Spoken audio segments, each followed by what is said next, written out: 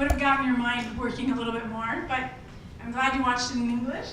So I'm ready for any questions that you may have. Yes? Oh, he's going to give you the microphone.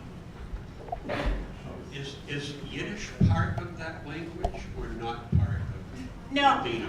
Yiddish is the language spoken by some of the Ashkenazi Jews in Europe, and Yiddish is a mix of German and some Slavic languages. So Yiddish is still spoken by some people, and it's actually spoken by more people than those who speak Ladino. And one of the ways that Yiddish has kind of revived itself is through klezmer music. It's become more popular for people to learn Yiddish. Some universities have Yiddish. Ladino hasn't had so much of a resurrection in terms of interest. There are also much fewer Ladino speakers in the world than Yiddish speakers. Yeah. Any more questions? Yes? What about the Jewish community in Turkey? There were a lot of, or maybe there still are, a lot of Ladino speakers there? Yes, that's a good point. So the Jewish community in Turkey has a sizable Ladino-speaking population because during World War II, Turkey was neutral. So that meant that the Jews in Turkey were not sent to the concentration camps because officially the country was neutral. But what happened is that after Ataturk came to power, which was after World War I, this was the modernizer of modern Turkey, he wanted everyone to speak Turkish. And so people in the Armenian community lost their Armenian, people in the Greek community lost their Greek, and many Ladino speakers didn't want to teach Ladino to their kids because they didn't want to be speaking Ladino on the street, they wanted to be Turkish. So I was in Istanbul 2 years ago and I went to the Ladino community there, and people over 50 could understand Ladino, some could speak it, those over 60 usually could speak it, but the ones under 50, very few could speak it or understand it. And that's a problem because that is one of the biggest communities of Ladino speakers. There's also a community of Ladino speakers in Israel. There's some in Venezuela, some in Argentina. There's also a community in Seattle. And then there are pockets of groups in Washington, D.C., Los Angeles, New York. But the problem is that there's no youth that are actually speaking the language. Of the people that I've met who speak Ladino, I'm one of the youngest ones, which is not fantastic for the language because, as you can tell, I'm not 5 years old. And what really a language needs for a revival and for interest is for young people to be interested. And so what got me interested in Ladino actually was the role of music in preserving the language and getting people interested in the language. Yeah. Does anyone have any more comments or questions about the film? Yes? I'm curious about the... Yes. The music is beautiful, and I'm curious about the choice to not have subtitles for the song lyrics. Right, so we had music both in both Bosnian music and also Sephardic music in Ladino. Well, most movies you go to don't have subtitles in the language in the songs. I mean, even you watch movies in English, and sometimes you can't understand what they're saying, and the subtitles are not there. We decided not to do it because it's actually pretty distracting, and I really wanted people to listen to the music rather than reading. Because what happens is, I mean, this happens with anything. It's not just with music. When people get drawn to what's on the page or the subtitles, like I'll be in another country and I'll be watching an American movie with subtitles in Swedish, and suddenly I'm reading the subtitles in Swedish. I'm not paying attention to what's being said in American English, which I obviously know how to speak. So that's why we didn't subtitle them. But that's a good question, because some people asked us, why did you have Bosnian music? Why didn't you just have Sephardic music? Well, Moris is in Bosnia. His family's been living there for almost 500 years. And the songs that we picked, the Bosnian songs, are called Sevdalinke, which is called Sevda. And it actually has some Sephardic roots and also Ottoman roots. So that's why we chose to have both Bosnian music and Ladino music. Yeah. Yes? Have you presented this film at any Jewish film festivals? We've sent it to a couple of Jewish film festivals, and so far it hasn't been accepted at the Jewish film festivals. To be honest, a Sephardic topic is really hard to get in Jewish film festivals because most Jewish film festivals focus on Eastern European, Ashkenazi, or Israeli topics. I don't think that's necessarily true. Have you submitted to the Yep, we submitted and they didn't accept it. Yeah. Yes? The Jewish folk chorus sings that song that was in here. Which one? Ladino.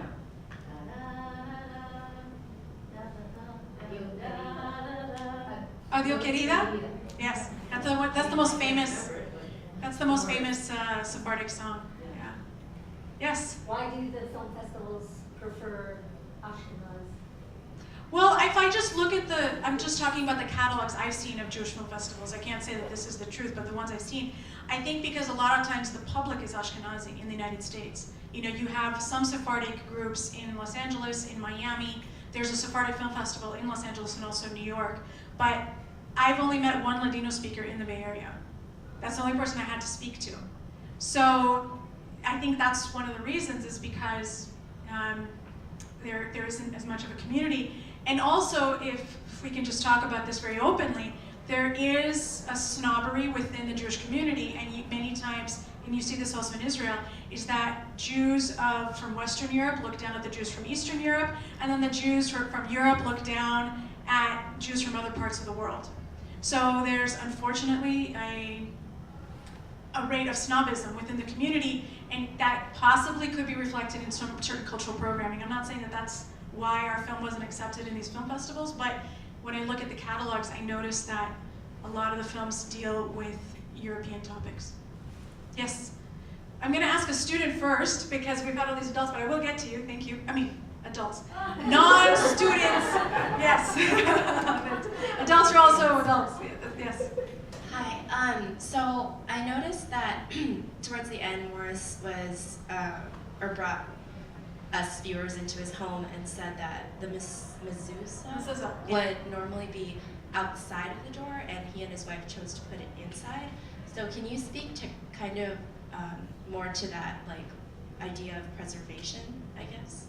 That's a really good question. So if you noticed, actually, when you walked in, he was speaking to his wife in Bosnian. So his wife understands Ladino, but her family after World War II didn't keep up the language. So that's why he spoke to her in Bosnian. So there is an issue of, like in his case, you know, he doesn't want to put the Muslims outside because he doesn't want people walking by to know that he's Jewish. I'm sure all of his neighbors know because of his last name, and they know who he is because he's been living there for many years. But that is a difficulty, and there's a lot of intermarriage in the Jewish community. So many people in the Jewish community are actually a quarter Jewish. They might be, their father might be half Muslim, half Jewish, and the mother half Christian Orthodox and half Catholic. So it is an issue that there are very few families which are completely Jewish on both sides. And then because of the communist regime, like in all communist regimes in the former, in Europe, people weren't supposed to practice religion, and so many people lost their religious traditions, and they lost, you know, knowing about it. And then if you think about, for a family that lived through the Holocaust, in his, you know, they might not have wanted to be very openly Jewish because they didn't want to be recognized as Jewish. So Moris, you know, he talked about how he changed his name during the war, but even after the war, he would call himself Boris, which is with a B, which is a Slavic name, rather than Moris with an M, which is obviously not Slavic. And other people in the community, like the ones that I meet who are young, they mostly all have Slavic names. You wouldn't know by their first name that they were Jewish. So there's a problem there, and they're trying to get more young people interested. But in this last war, which was over 20 years ago, many of the youth left Sarajevo or Bosnia in general, and they immigrated to Israel, or they immigrated to other countries. So it's really a problem there to keep the culture going. The one country in the Balkans, besides Turkey, that has a bigger Jewish population is Bulgaria. Because those of you from the history, I know some people here in the history class, in Bulgaria, the king of Bulgaria did a lot to protect the Jewish population in this country. He was then, afterwards, he was then killed by Hitler for his actions. So in Bulgaria, I haven't been there yet, but I've been told, and I've read about it, and I've watched movies, that there's a much bigger Ladino population. But again, people who are much older. Did I answer your question? Yeah. Good. And then there was a question over here. What role did Ladino play in saving the lives of his family members? Well, with his family members, he didn't mention anything about, so if anyone didn't hear the question was, what role did Ladino play in saving the lives of his family members? He didn't talk about his family members. The only thing he told us is about how his family was then saved by this music teacher who met them at the next train stop and then helped them escape and get to a village where they were hiding with the partisans. So from what he told us, Ladino didn't play a role for them. Yeah. You have a question over here? How did you meet Moris? How did I meet Moris? So I worked in Bosnia in 2000 and 2001. Actually, came back from Bosnia and then I started working here a few months later. So I worked there doing economic development work after the war. So the war ended there in January of 1996. And I was there in the summer of 2000 and through 2001. So I was there 15 months. And one day, my friend, who actually I went to college with at Berkeley, she said, why don't we just go visit the synagogue? And we both had read in our Lonely Planet book that the name of the synagogue was La Benevolencia. And we thought, wow, why is there this Spanish name? And we thought it was so bizarre. And the spelling was different than in Spanish. And I knew there were Ladino speakers in Turkey, but I didn't know that they were all over the former Ottoman Empire. And we went in and we heard them praying and singing, and we thought they were singing and praying in Spanish. And afterwards, I asked one of the women there, actually the wife of David Kamhi, who was, we heard him singing in the film, and he was one of the Ladino speakers. She told me, oh, well, we're Sephardic Jews. You know, we're the descendants of the Jews who came to the Ottoman Empire during the Inquisition.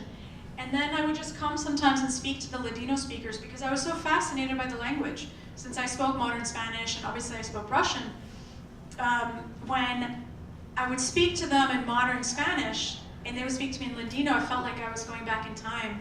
Because if you heard the Ladino or if you saw the subtitles in Ladino in the other room, there are words that exist like in Portuguese, trocar, or laborar, like laborar in Italian. So for me, it was like going through the history of Spanish in the last 500 years. It was fascinating. And then one day, Moris just told me his story. And it turns out he had never told his son the story. And it's because after World War II, people just wanted to forget, and they didn't want to tell their kids about what happened because they didn't want their kids to suffer through that, suffer through these stories. And so we're really lucky that when I came back to Bosnia a little over 3 years ago to film the story, that he was willing to talk about it in English. So I saw another hand go up right there. Yeah, we have a microphone. Good. So what is the estimated size of the Jewish population in Bosnia now compared to how it was before World War II? And is there a lot of anti-Semitism there right now? Is that the reason why Moris doesn't want the mezuzah outside of his house? So before World War II, the estimated population was around 12,000, and right now I think the estimation is probably just a couple thousand, but these are also people who are from mixed marriages. Active members of the congregation are very few, probably less than 100. Sometimes for Friday night services, they can't get enough. So those of you who are not familiar with Jewish customs, in order to have a service, there have to be 10 Jewish men, not women, 10 Jewish men. And many times they don't have enough to have a service, so they'll just stay and have a traditional meal afterwards. And when it comes to having big holidays like Rosh Hashanah, Yom Kippur, and Passover, then more people come. Like you saw in the images of Rosh Hashanah with the kids and they're eating apples. More people come for that, well, because there's food and it's more entertaining. In terms of anti-Semitism, there is anti-Semitism, and last summer when there was the war in Gaza, Moris said that he was getting crank phone calls from people because people were targeting him and other people in the Jewish community because of what was happening in the Middle East. But it's much safer for Jews in Sarajevo than it is in many places probably in the Middle East. And actually Sarajevo is a very safe city besides the fact that it's a war-torn place. I mean, I could walk there at 3 o'clock in the morning and nothing would happen to me, and I wouldn't say that about many places in San Francisco. So for me, Sarajevo is one of the most beautiful places in the world. It's a gorgeous city, it's surrounded by mountains, and then you have this old architecture, and then plus you have all these different religious groups. It's just a beautiful place. And I saw more hands. Yes? So what about crypto Jews in Southern United States and the West? Are they speaking Ladino, or do they speak Ladino? So I've actually really so the question was about crypto Jews in the Southwest United States. There's a community of crypto Jews. I think the biggest one is actually New Mexico. I haven't gone to visit them. I've wanted to go. I've heard that the Spanish spoken in New Mexico, not just by the crypto Jews, but also by those who were descendants of the Spaniards who came during the time of the founding, when the Spanish came to the Americas, that the Spanish they speak is very similar to Ladino because they're using a lot of the old words. But they wouldn't be using the Turkish and the French words and the Hebrew words like used by the Sephardim who went to the Ottoman Empire, because obviously there was no Turkish influence in New Mexico. Any more questions or comments? Yes?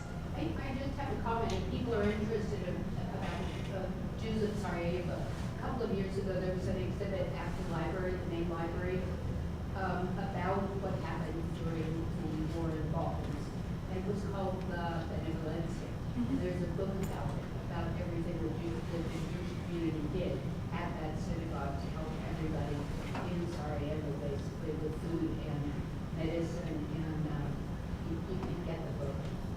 As a matter of fact, some of the images, if you guys didn't hear, at the main library there was an exhibit about the role of the Jews in the last Bosnian War. Some of the images that we used in the film were actually from that book. We didn't get it from the book, but we got it from Ed Sirota, who created that whole exhibit.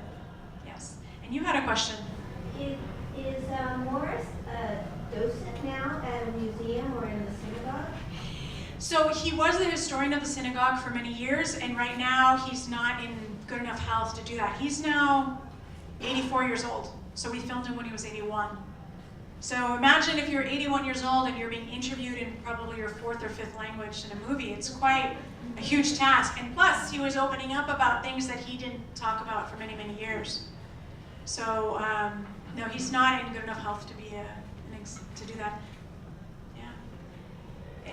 Any students who have questions? Your professors are here. Maybe they want to see your interest in the film. Oh, good. Oh, that's the professor. I don't say anything, so I don't know what to do. I mentioned that we're going to read about Jews in Thessaloniki very soon, and you had said earlier that you had spoken to the community there. I was wondering if you could say something about that. Sure. So the question is if I would talk a bit about the Jewish community in Salonika, also called Thessaloniki in Greece, because the Ottoman history class is going to be soon reading about this community. So the Thessaloniki is the second largest city in Greece, and before, I think at the beginning of the last century, I think about a third of the population was Sephardic, so it was very common to hear Ladino on the street.